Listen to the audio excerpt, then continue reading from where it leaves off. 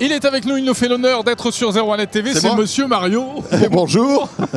Mais non, tu vois pas qu'il est là. Super Mario, il est de retour. Et oui, et il sera bientôt certainement dans vos salons puisque la Switch de Nintendo arrive. C'est la nouvelle console de Nintendo, elle est très attendue. Déjà 2 informations importantes, elle sort début mars au prix de 299 €. Bon, ouais, voilà, alors ça, le prix, fait. attention, il y a un petit flottement entre 300 et 350, hein, Ah bon, à préciser dans les jours qui viennent. Aïe, aïe, aïe, aïe. En tout cas, à l'heure où on enregistre cette vidéo. On a eu la chance, François, de la prendre en main il y a quelques instants. Oui, alors c'est une console quand même assez étonnante. On a l'impression que Nintendo a mis un peu de Wii U, a mis un peu de Wii et a mis un peu de 3DS dans cette Switch. Parce qu'en fait, c'est un mix des 3 précédentes consoles.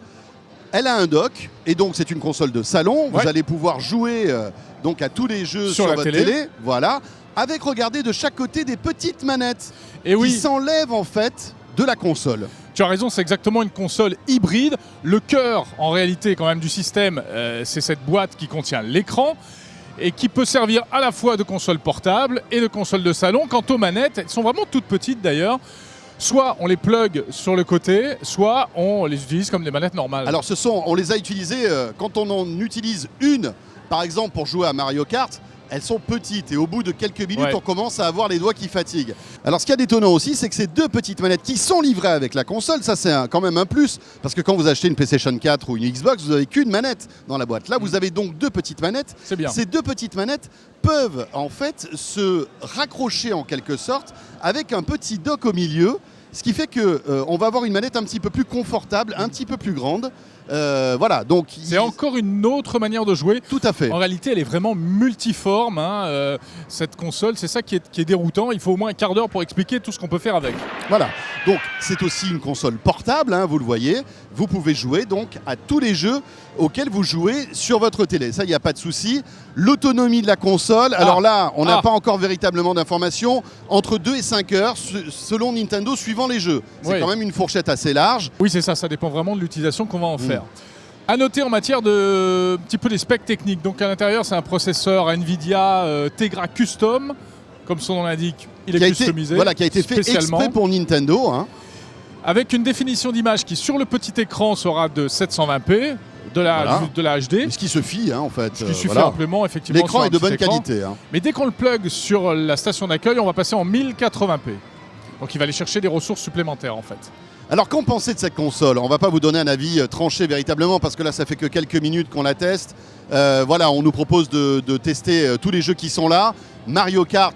Bon alors, Mario Kart, c'est une petite déception parce que c'est un jeu qui... ne parlons pas de Mario Kart parce que j'ai perdu. Face à moi? Mais non, mais non. Face à toi et face à Cyprien. Je l'ai tué. Je vous ai laissé gagner. Oui, voilà, c'est ça. Hein. Alors bon, c'est super, mais c'est un petit peu décevant parce que c'est qu'un ersatz en fait du Mario Kart qui existe déjà sur Wii U. Mais en revanche, il y a le nouveau Zelda, ça c'est très attendu. Essayer un Zelda en 5 minutes, c'est impossible. Graphiquement, ça a l'air correct, mais évidemment, on est à des allées-lumière des Xbox de nouvelle génération et de la PlayStation 4 et encore plus de la PlayStation 4 Pro. Nintendo ne se bat pas sur le côté graphique, hein, on est d'accord. Bien sûr. Voilà, c'est vraiment le fun avant tout. C'est quand même amusant de voir qu'ils reprennent des recettes qu'ils maîtrisent déjà, la reconnaissance gestuelle, etc. Elle est bardée de capteurs, hein, cette petite manette. Mais en revanche, ils tournent le dos complètement à certaines innovations. Par exemple, on ne parle pas du tout de réalité virtuelle sur cette console. On parle pas de 4K. On parle pas de 4K. Alors que l'ultra haute définition arrive un peu partout, pas de 4K sur cette console. On n'aura même pas du 1080p sur certains jeux visiblement. Hein. Des jeux qui nécessiteront beaucoup de ressources. Tiens, à propos de jeux, alors au lancement, il devrait y avoir 4 jeux disponibles si j'ai bien compris. Zelda donc, c'est sûr. Ouais, Zelda Breath of the Wild, Skylanders Imaginators, Just Dance 2017 et un de Switch. Voilà. Et puis sinon, après, il y aura 80 jeux annoncés. J'ai testé la box, c'est amusant. Et alors, ce qu'il y a d'amusant aussi, c'est qu'à la fin de l'année, il sera là. Regardez, et oui, Super Mario arrive donc sur la Switch. Fin d'année, on aura un Super Mario donc sur la nouvelle console de Nintendo.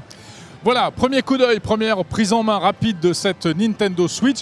Vous le savez, on est prêt à vous en dire beaucoup plus prochainement dans un Ask 01net spécial Switch. Vous avez des questions sur la nouvelle console de Nintendo, on fera tout pour y répondre. Ask01net, hashtag Ask01net sur Twitter ou sur Facebook, on vous attend, on y répondra la semaine prochaine.